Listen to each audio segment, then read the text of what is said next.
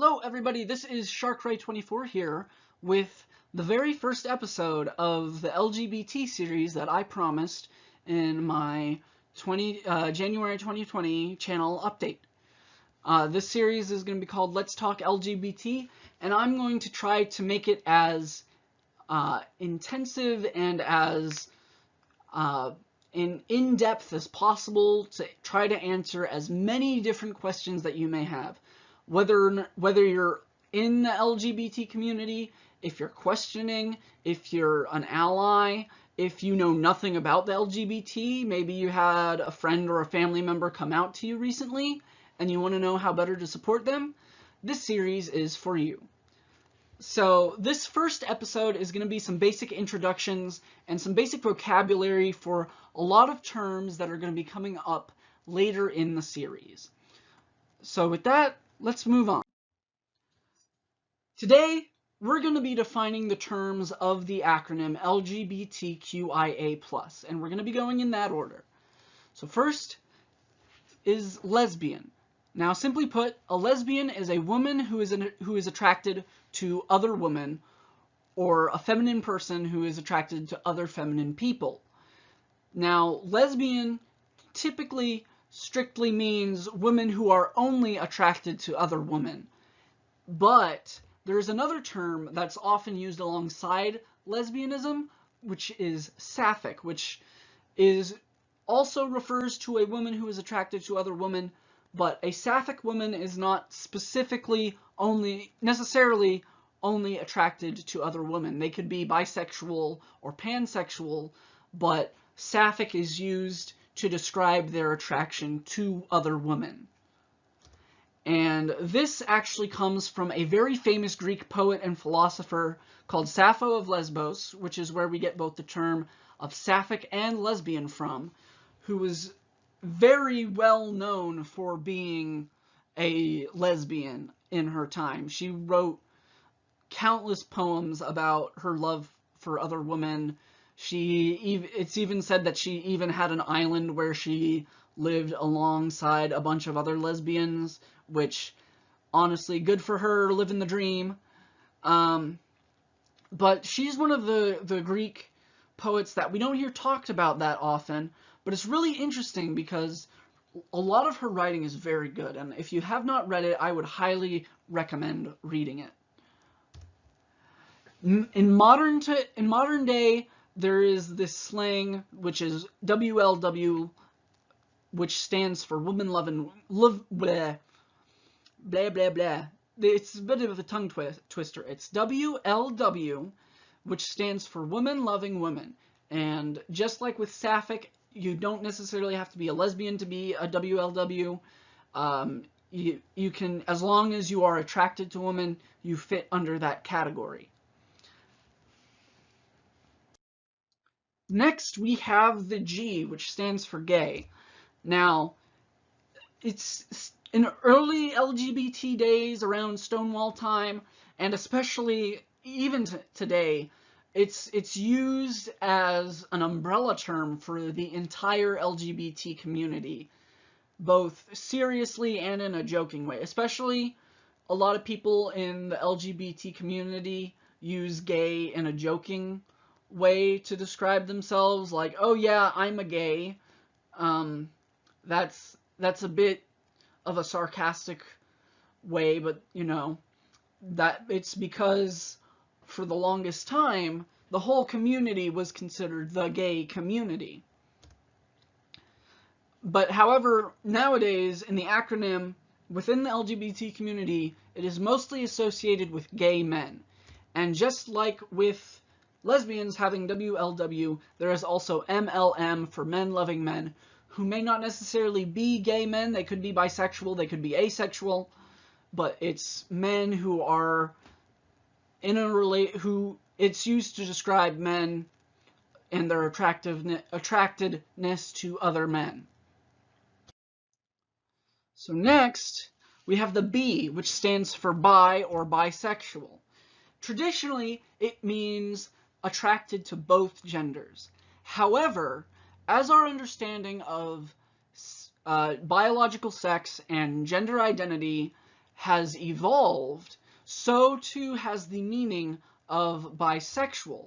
Now it means attracted to two or more genders, because we're going to go into this in the next episode. There are more than two genders. There are more than two biological sexes. So bisexual is what someone is when they are attracted to two or more genders. Next is a big one, the T, transgender.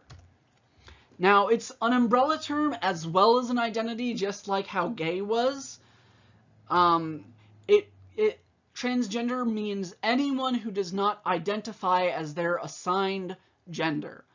So this can mean anyone who's transitioning from male to female, female to male. It can mean non-binary people who don't identify with either male or female. It is not gender non-conforming, which is what GNC right here means. Gender non-conforming typically is for cisgender people, that is, people who identify with the gender assigned to them at birth, who do not fit into the mold of the societal expectations of their gender. For some examples might be a man who wears makeup, and or a woman who might dress very masculine. She might prefer wearing suits over dresses, and she might have short hair. So that's a different thing from being transgender, but it still has a role that it plays within the LGBT community.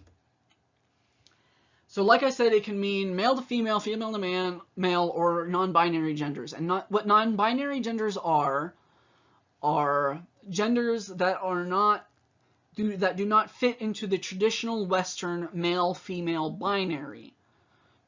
I myself am non-binary. I don't want to go too deep into this because the next episode is going to be all about gender identity. So I'll have more time to talk on it then.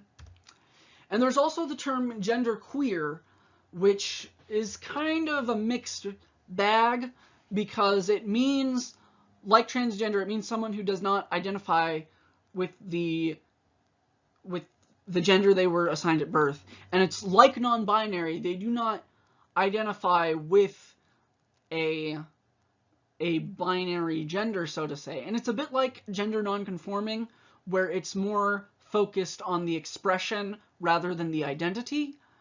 So genderqueer is somewhere in between non-binary and gender non-conforming, which, like I said, we'll go over in the next episode.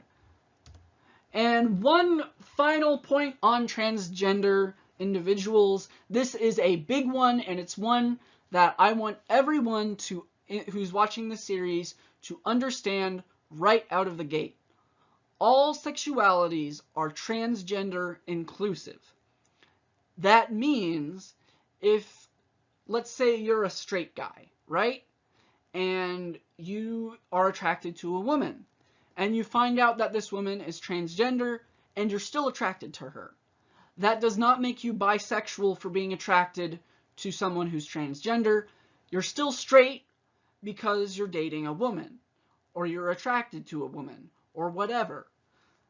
There is no such thing as a trans-exclusive sexuality, because that does not, by being trans-exclusive, you are not expressing a different sexuality, you are expressing a lack of understanding of how transgender and how being transgender works and how it affects the people who are transgender. So next is where we start to get into the controversial ones. When I say that, I don't mean controversial for the general public, because most people consider the whole LGBTQIA plus community to be controversial. I'm talking about controversial within the LGBT community. Like with any community, there are lots of people, and they don't always agree on everything. And I will be doing my best for these next three to be articulating both sides of the argument as best I can. I will be stating my own opinions, but like I said, I will be trying to present both sides of every argument to the best of my ability. So, moving on to the Q, that would be queer, which is another umbrella term for the entirety of the LGBTQIA plus community. It can also mean anyone who doesn't fit who doesn't fit specific societal norms. At one point, disabled people were considered queer. At one point, non-Christian people, at least in America, were considered queer because they did not fit into the standards of the society, or what society considered to be normal. Now, the word queer has a controversial history, obviously. It is a slur. I'm plain and simple. It is a slur. And that's how it started being used. That's how some people still use it today. However, there has been this movement within the LGBT community to reclaim the Q, so to speak. And it's something that I see happen with a lot of different slurs for different communities. The slur is originally used in a negative stance by people, in a negative way, by people outside of the community who use it in a derogatory manner. However, once the people within the community start to stand up for themselves, start to gain more rights, both socially and legally and politically, they start to take that slur and they start to use it in a positive way.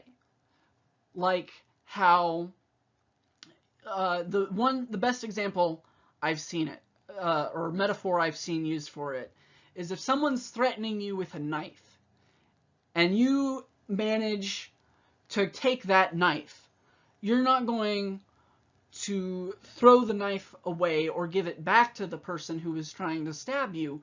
You are going to use it to defend yourself as necessary. And like I said, it's not just the word queer. The N-word I've noticed in the black community has been used in a very similar way, where, you know, during the slave trade and during segregation, obviously it was a derogatory term that was meant to belittle African Americans and black people. But now that black people, since the civil rights movement, black people have started to use it as a term of endearment amongst themselves. I'm not black, and I can't really say I speak with any authority on what black people think. But that is what I have observed, both through social media, through my own friends who are black, through just observation of the black community, of the African American community. That is just one example. And Q is kind of being used in the same way. However, that doesn't undo all the harm that the word caused in the first place. There are still lots of people in the LGBT community who get very upset with the inclusion of this word. There are people who have PTSD, who were abused, who may have all sorts of different kinds of negative history with that word, who they don't want that word to be used anywhere around them. And that's fine. I understand that. I have PTSD myself. I would not want someone to trigger that. That being said, I personally am in the camp that we as a community have the right to reclaim the word as we want to. Obviously, I'm not going to use the word around people who may be uncomfortable with it. That being said, this slide is pretty much the entirety of this whole series that I will be using that word, because if you've seen my Persona 5 Let's Play, I take trigger warnings very seriously. I take content warnings very seriously. I take mental illness, PTSD, etc. very seriously, and I always try to minimize any kind of negative impact that my videos may have on someone else's mental health. So as a rule of thumb, ask people if they're okay with you using that word. And that one's geared more towards the LGBT community, because that's where a lot of the abrasiveness is within the community. But if you are not LGBT, I would refrain from using this word unless it is an appropriate time. Like if you're talking about the queer community with someone. But always ask if the person is okay with hearing that word. Because if you've never been around someone whose PTSD has just been triggered, it's not a pleasant experience for them, for you, for anyone. It puts them in danger, and it could put you in danger. So ask before you use it. Next is the I, intersex. Now, that's a big, fancy biological term. And again, it's an umbrella term because there are so many different types of intersex. There is what most people think of, hermaphroditic, when someone has both sets of genitalia. There is when someone's external genitalia may not match their internal ones, where they might have mismatching chromosomes for their genitalia. They might have hormonal imbalances. They might have more than just 2 chromosomes. That's a possible thing that happens. And like I said, science and our understanding of these things is evolving, and it's evolving very fast. And I'm going to link in the description and also up in the corner a video that I found is a great resource for understanding what it means to be intersex and what it means to not fit in the biological male or biological female box that so many people believe is the ultimate truth, which it's not. We're still learning. So, just for clarification, because I have 2 flags up here for the same thing. The top flag is the intersex flag that's used mostly in the US and in the West, whereas the bottom one is the flag of the Australian Intersex Association or something like that. It's from Australia. That's just for clarification. So like I said, there are lots of biological factors that play into whether or not you're intersex. Now, there is another issue about what I said earlier. The word hermaphrodite is a controversial one, especially within the intersex community, but we're going to go a bit more into that in the next episode, since that one is all about gender and sex. Biological sex, I mean. So, here's the thing about intersex being included in the acronym. Many people, both intersex and non-intersex, so both intersex and non-intersex people believe that being intersex does not inherently make you part of the LGBT community. So that it's a tough one to talk about, because you can't say it's gatekeeping, because there are people in the intersex community who don't believe that they should be in the LGBT community. So it's not the traditional gatekeeping that you would see in other parts of the community. So this is one where I personally believe it is up to the individual. If someone is intersex and they tell me they're LGBT, I'm going to be fine with that. If someone is intersex and they tell me they're not LGBT, I'm going to be fine with that. However, if someone is not intersex and they're trying to make the decision for someone else who is, I will not agree with that person, because they do not know what it is like to be intersex. They do not have the experience. They are not intersex themselves. They do not have the authority to try and make that decision for millions of other people who are intersex. So that's my personal take on it. And like I said before, the word hermaphroditic is a bit controversial. However, I thought I would show the flag of it for those who were curious, and since it will be popping up in the next video, I thought I'd just get that out of the way. That's the hermaphrodite flag. Next is the A. And you've noticed I've just put the letter A because it means two different things depending on who you ask.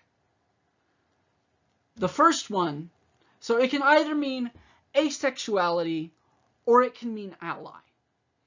And this is probably the most heated argument within the LGBT community as a whole. This is the biggest internal argument that LGBT people are constantly talking about. Asexuality versus ally in the LGBTQIA+ acronym. So I'm going to go through both sides of this argument, and then I'm going to tell you my personal opinion on it. So here are the points for asexuality.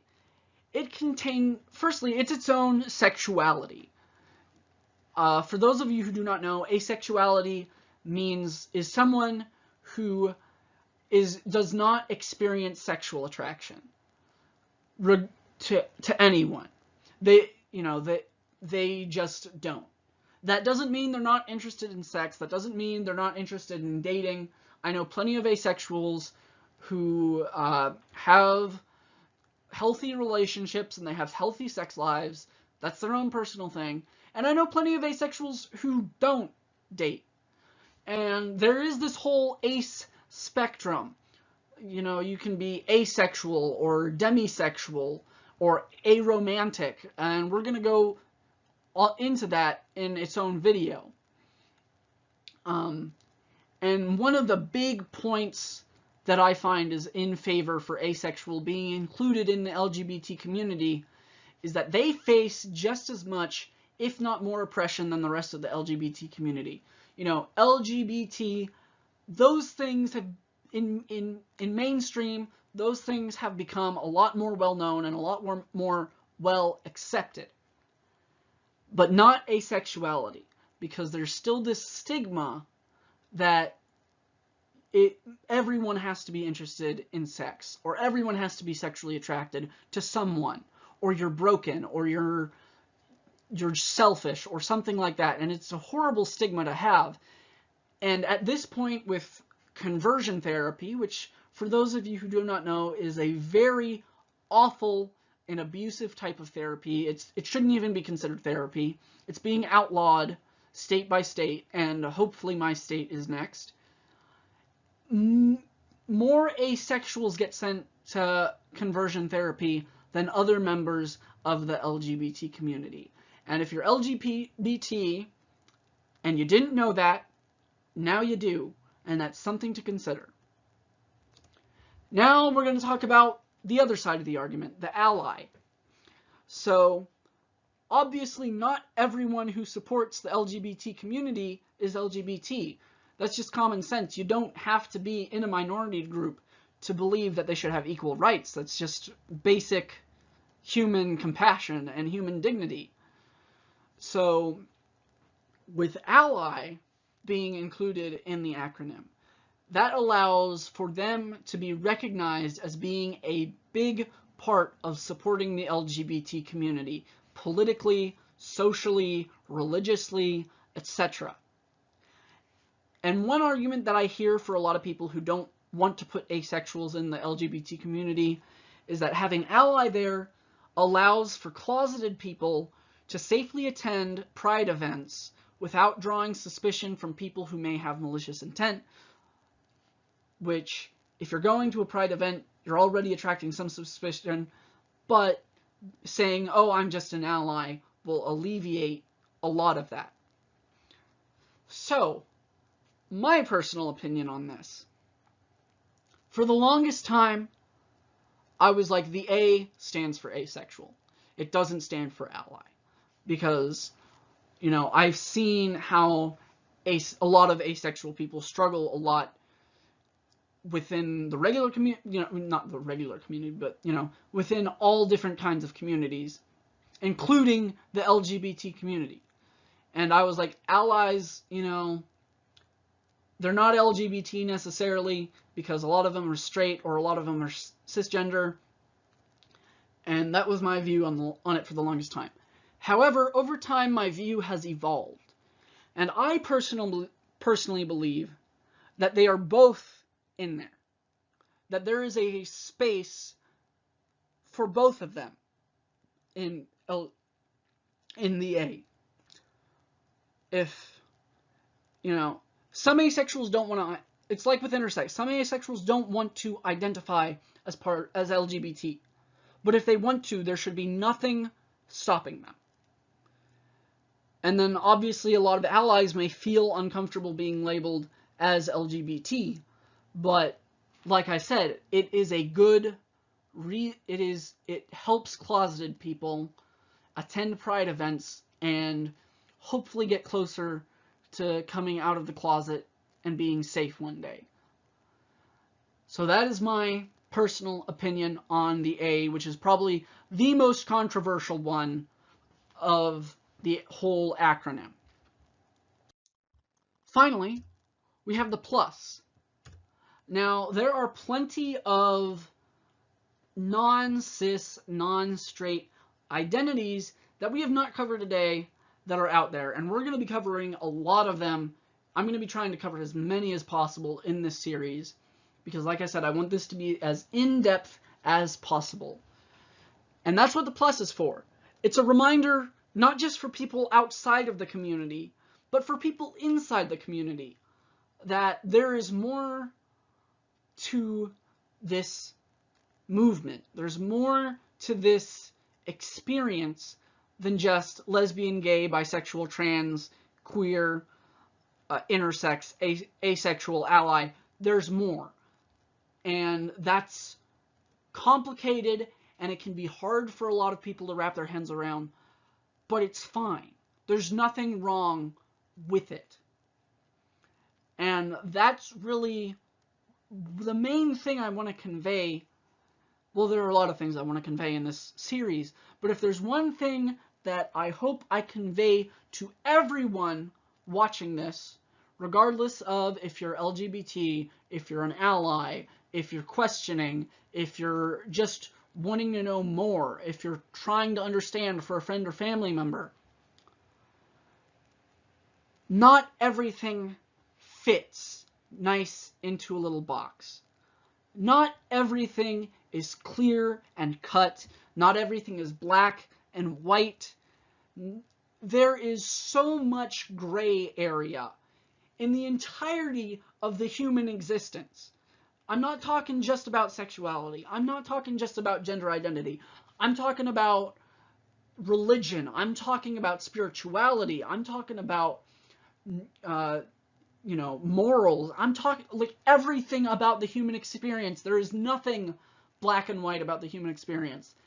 Everything exists on some kind of spectrum.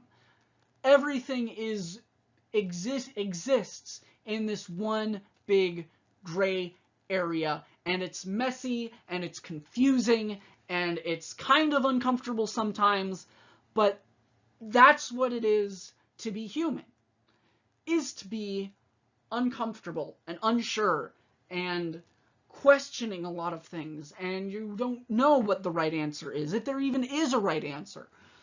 You're going back and forth. You're constantly growing and moving forward and evolving, and that means you're human. And that's a good thing. Because in the end of the day, we're all humans. And we all have a duty to one another to treat each other like humans, to treat each other with kindness and compassion, like we have been doing from the dawn of time. That is what makes us human. not biological factors, not race or religion or whatever. What makes us human is that we care about one another. So, like I said, the plus is important, and it's arguably the most important part of the acronym, because it lets people know that it's okay to not know. It's okay to not fit into a box. It's okay to not be normal. Because really, what is normal? So, conclusions and final thoughts. I know this episode has already gone on for a while now. It's already over half an hour of me just ranting at you guys. And this one was supposed to be one of the shorter ones. I want to say thank you for watching. I hope if you have any questions, shoot them to me down in the comments section, and I will try to answer them in future videos or just reply to your comment. This series doesn't have a set recording schedule like with my Persona 5 series. So for those of you new to my channel, I'm doing a Let's Play of Persona 5 right now. New episodes come out on Monday and Friday. And I've saved my Wednesdays for, quote, the other videos, whether it's this series or video essay analyses or dramatic readings. All I know is that I'm going to try to get this series done, hopefully before Pride Month, which is June, or hopefully before it's halfway over. So I'm going to be working harder and harder on this series compared to my other Wednesday episodes, such as dramatic readings or video essay analyses. So keep looking forward to this. And if if you're either here from my personal life or if you're here from one of the many servers I belong to, or if you've been a subscriber for a while now, I want to thank you. And I'm going to hope with all my heart that YouTube doesn't take this video down, because they have a tendency to do that with LGBT videos.